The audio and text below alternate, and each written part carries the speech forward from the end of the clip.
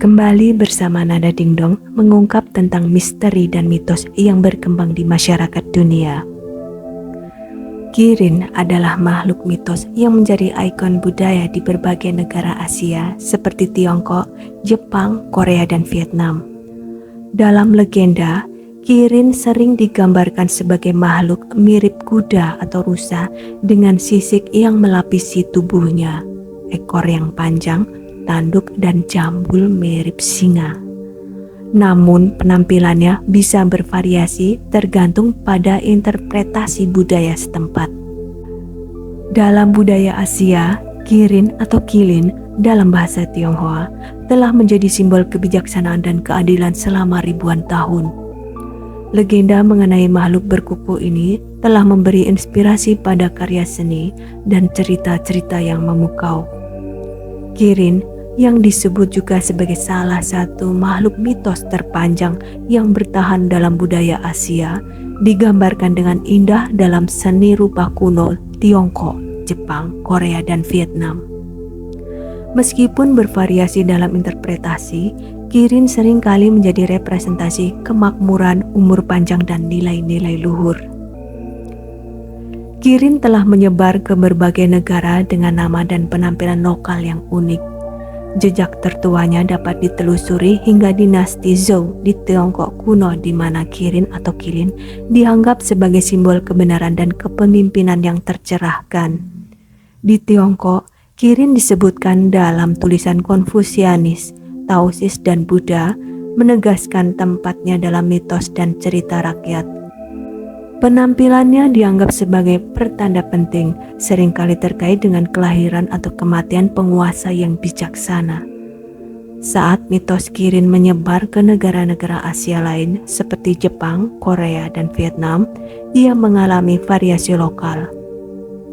Dalam budaya Jepang, Kirin dijumpai dalam seni dan teks kuno, sementara di Korea disebut sebagai Kirin Gul dengan simbolisme serupa dengan Kirin Tionghoa. Di Vietnam dikenal sebagai Ki Lan. Kirin dihubungkan dengan kaum bangsawan dan Buddha dalam legenda lokal. Variasi dalam pengucapan nama-nama Kirin ini memunculkan makhluk mitos regional yang berbeda, tetapi tetap terhubung oleh warisan dan simbolisme yang mendalam. Makhluk mitos Kirin yang memadukan karakteristik hewan nyata dan legenda dalam satu entitas yang menakjubkan, seringkali disebut sebagai kimera. Meskipun interpretasinya bervariasi, Kirin seringkali digambarkan memiliki kombinasi ciri-ciri unik, termasuk sisik atau kulit serupa ikan, jambul mengalir seperti singa, dan ekor yang bisa menyerupai sapi atau singa. Tidak hanya itu, kuku mereka juga menyerupai kuda atau rusa, sementara bentuk tubuh dan kaki mereka mirip dengan rusa. Tak heran jika kepala Kirin dapat mengingatkan pada sapi atau naga, lengkap dengan tanduk yang bervariasi dari 1 hingga 5, kadang-kadang menyerupai tanduk rusa. Dalam mitologi, Kirin dipercaya memiliki hubungan yang erat dengan elemen-elemen langit seperti matahari, bulan, bintang, dan awan, serta elemen-elemen alam seperti air, kayu, api, tanah, dan logam. Dalam mitos dan cerita rakyat yang mengelilingi Kirin, keajaiban dan kekuatan gaib melampaui penampilannya yang memukau. Kirin dikatakan memiliki kemampuan untuk melakukan hal-hal yang luar biasa, seperti berjalan di atas air dan meramalkan masa depan, menandakan kedatangan atau kepergian pemimpin besar atau bijaksana. Tidak hanya itu, Kirin juga dipandang sebagai penilaian terhadap kualitas para pemimpin dan calon pemimpin. Dengan mewakili kebijaksanaan, keadilan, dan moralitas, makhluk ini menjadi simbol yang kuat dalam budaya Asia.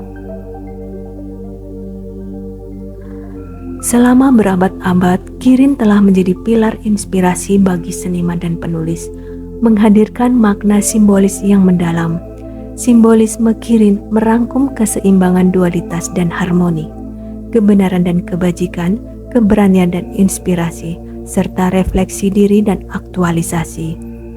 Keunikan makhluk mitos ini tidak hanya memberikan warna pada kisah-kisah lama, tetapi juga merembes ke dalam budaya dan seni, menciptakan daya tarik abadi yang terus memikat. Kirin dengan keberadaan yang terus relevan, mampu memicu kekaguman dan membangkitkan imajinasi pada setiap generasi berikutnya. Aku, Nada Dingdong, teman berkisahmu.